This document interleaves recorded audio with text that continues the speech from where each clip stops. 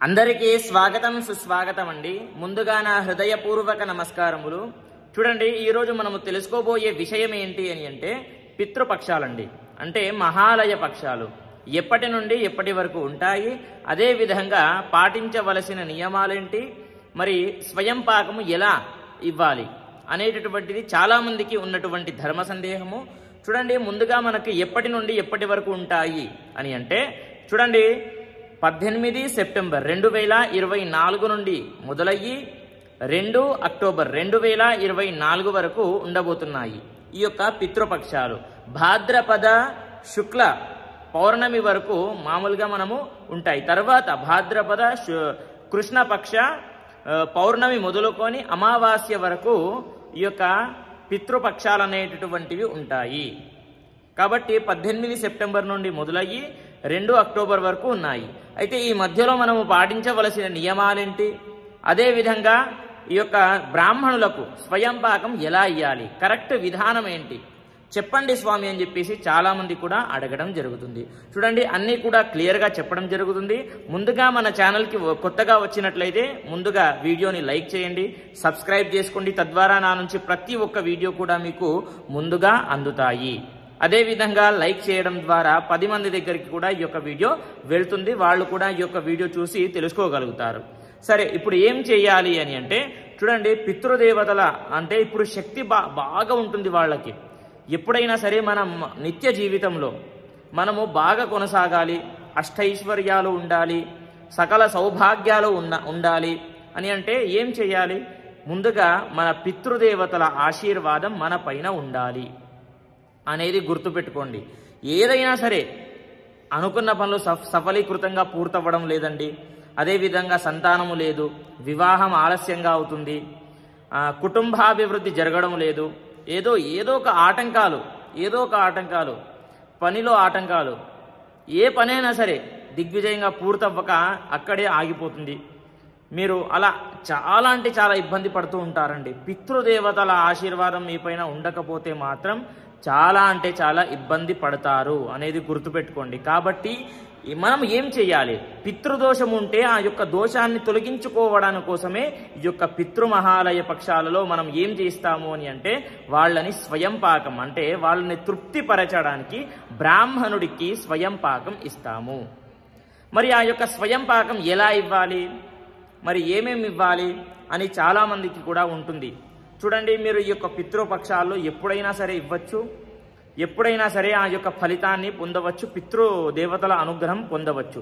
తద్వారా ఏమవుతుంది అని అంటే కుటుంబాభివృద్ధి జరుగుతుంది, వంశాభివృద్ధి జరుగుతుంది, అదేవిధంగా సంతానం లేని వాళ్ళకి సంతానము కలుగుతుంది, వివాహం జరగని వాళ్ళకి వివాహము, అష్టైశ్వర్యాలు, సకల సౌభాగ్యాలు అన్నీ కూడా ఉంటాయండి.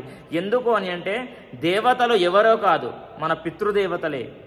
ఆ యొక్క పితృదేవతలే వాళ్ళ ఆత్మనే శాంతి కలగకపోతే మనం ఎలా సుఖంగా ఉండగలుగుతామండి చెప్పండి మీరే. కాబట్టి వాళ్ళ ఆశీర్వాదం ఎల్లప్పుడూ కూడా మీ పైన ఉండి తీరాలి. కాబట్టి ఆ యొక్క స్వయం పాకం ఎలా ఇవ్వాలి అని అంటే చూడండి, మీరు ఏం చేస్తారు అంటే ఇస్తరాకు తీసుకోండి. విస్తరాకులో అంటే అసలు స్వయం పాకం అంటే ఎలా ఇస్తాం, మనం ఎందుకు ఇస్తాం అని అంటే చూడండి, ఒకరు తినాలి. ఆ యొక్క బ్రాహ్మణుడి అంటే మీ యొక్క పితృదేవతలు తింటారు, బ్రాహ్మణుడికి ఇస్తే ఆ యొక్క బ్రాహ్మణుడు తింటాడంట, తృప్తిగా తింటాడు.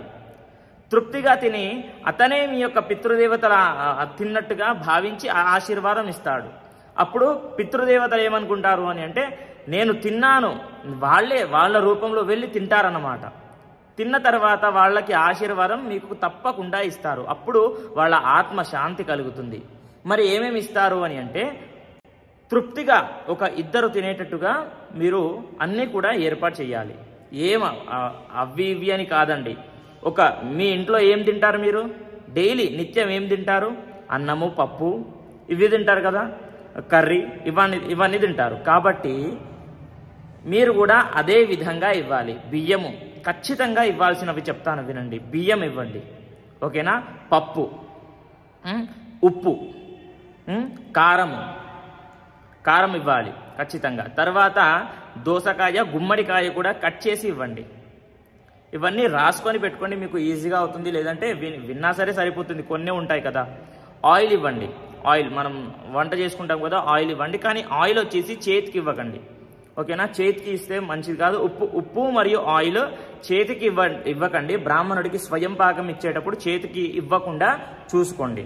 తర్వాత ఇవన్నీ కూడా ఇవ్వండి. కూరగాయలు ఇవ్వండి, ఆకుకూరలు ఇవ్వండి, ఓకేనా? వాళ్ళకి మీ యొక్క పితృదేవతలకి ఇష్టమైనటువంటి వంటలు వండి వాళ్ళకి నివేదన చేయండి. ఫోటో పెట్టుకోండి, వాళ్ళకి నివేదన చేయండి. దోసకాయ ఇవ్వండి. మరి తర్వాత మనము స్వయం పాకం అంటే ఇదే అండి, ఒక బ్రాహ్మణుడు తినేటట్టుగా ఉండాలి. మీరు ఇష్టానుసారం ఏదైనా సరే ఇవ్వవచ్చు, అది ఇది అని ఎక్కడా చూడనవసరం లేదు. మీరు చక్కగా బ్రాహ్మణుడు మీ ఇష్టానుసారం ఫ్రూట్స్ ఇవ్వండి, పాలు ఇవ్వండి, పెరుగు ఇవ్వండి, ఏదైనా సరే ఇవ్వవచ్చు. అన్నదానాలు చేయవచ్చు. మీరు ఎంత దాన ధర్మాలు చేస్తే అంత ఫలితం అనేటటువంటిది చాలా చాలా చాలా ఉంటుంది. అసలు ఈ యొక్క పితృపక్షాల్లో చేసినటువంటి వాళ్ళు ఎంతో మందిని చూశానండి. ఈ యొక్క పక్షంలో చేసిన వాళ్ళు ఫలితం ఎలా పొందుతారు అని అంటే, వాళ్ళకి విపరీతమైనటువంటి అష్టైశ్వర్యాలు, సకల సౌభాగ్యాలు ఒక రేంజ్కి తీసుకెళ్తారనమాట. మంచి రేంజ్లో ఉంటారు, మంచి స్థాయిలో వెళ్తారు. ఎంత కింద స్థాయి వాళ్ళైనా సరే పై స్థాయికి వెళ్తారు అనేది గుర్తుపెట్టుకోండి. కాబట్టి ఎలా అసలు ఇవన్నీ కూడా బ్రాహ్మణుడికి దానం ఇవ్వండి. వీలైతే వస్త్రదానము చేయండి, అన్నదానము చేయండి. ఒక ఇద్దరు ముగ్గురికైనా సరే ఆ యొక్క పితృమహాలయ పక్షాల్లో ఒక్కరికైనా సరే అన్నదానము చేయండి. విశేషంగా ఫలితాలు పొందుతారు. అంతా ఇంత అని ఎప్పుడు దేవుడు చెప్పడు. మీ శక్త్యానుసారము ఎంతో కొంత చేయండి. తర్వాత పక్షులు ఉంటాయి కదా, పావురాలు, వాటికి బియ్యం వేయండి. చాలా ఇష్టం బియ్యం కదా, వాటికి బియ్యం అయినండి. మన రోడ్ల పైన ఎక్కడైనా సరే కనిపిస్తూ ఉంటాయి. కాబట్టి వాళ్ళకి కొంచెం బియ్యం వేయండి పావురాలకి. అదేవిధంగా ఇంకా ఏం చేస్తారు, ఇంకా ఫలితం ఏం పొందుతారు అని అంటే, మీరు విశేషంగా ఫలితాలు పొందుతారండి. ఇది ఒక్కటి చేసి చూడండి, విశేషంగా ఫలితాలు పొందుతారు. అదేవిధంగా నారాయణ హోమము, రుద్ర హోమము ఇక్కడే నా ఆధ్వర్యంలో జరుగుతుంది. కాబట్టి ఆ యొక్క హోమంలో పాల్గొనాలి అని అంటే స్క్రీన్ పైన కనిపిస్తున్నటువంటి నంబర్కి కాంటాక్ట్ అవ్వవచ్చు.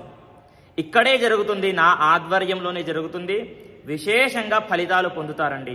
ఎందుకు అని అంటే, పితృదోషం అంటే ఖచ్చితంగా ఉంటుంది ఎవరికైనా సరే.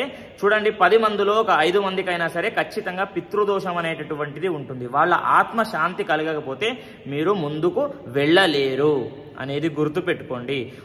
అదేవిధంగా పాటించవలసిన నియమాలు ఏంటి అని అంటే, చూడండి, కొత్త వస్త్రాలు కొనకండి, కొత్త వాహనాలు కొనకండి. మీరు ఏదైనా సరే తీసుకోండి, బట్టలు కొనకూడదు. అదేవిధంగా వాహనాలు అని అంటే సైకిల్ అయినా సరే, బైక్ అయినా సరే, కార్ అయినా సరే, ఏదైనా సరే మనము వాహనాలు కొనకూడదు. కొత్త పనులు అస్సలు మొదలు పెట్టకండి, డిలే చేసుకోండి. ఈ యొక్క 15 రోజులు డిలే చేసుకోండి. 18 సెప్టెంబర్ నుంచి అక్టోబర్ 2 వరకు 2024వ సంవత్సరంలో ఏది కూడా చేయకండి. ఓన్లీ పితృదేవతల ఆశీర్వాదం పొందడానికి మాత్రమే ఏదైనా సరే కొత్తగా ప్రయత్నించండి, కొత్త పనులు స్టార్ట్ చేయండి. అంటే మనము మామూలుగా నారాయణ హోమము, రుద్ర హోమము వాళ్ళ ఆశీర్వాదం పొందడం కోసము మన ఈ యొక్క ఆధ్వర్యంలో ఇదే టెంపుల్లో మనకి పితృదేవత యొక్క అనుగ్రహం పొందడానికి నారాయణ రుద్ర హోమము చేయడం జరుగుతుంది. కాబట్టి ఎవరైనా సరే దీంట్లో పాల్గొనవచ్చు. స్క్రీన్ పైన కనిపిస్తున్నటువంటి నంబర్కి కాల్ చేయవచ్చు. కాల్ చేసి మీ యొక్క అపాయింట్మెంట్ అంటే మీ యొక్క స్లాట్ని బుక్ చేసుకొని ఎప్పుడైనా సరే ఈ యొక్క 15 రోజుల్లో ఎప్పుడైనా సరే వచ్చి హోమంలో పాల్గొనవచ్చు. ఓకేనా? ప్రతి ఒక్కరికి కూడా తెలియజేయండి, ప్రతి ఒక్కరికి షేర్ చేయండి, లైక్ చేయండి. వీలైతే సబ్స్క్రైబ్ కూడా చేసుకోండి. తద్వారా ఇంకా ఇలాంటి ధర్మ సందేహాలన్నీ కూడా చెప్తూ ఉంటాను. స్వస్తి, సర్వే జనాః సుఖినో భవంతు.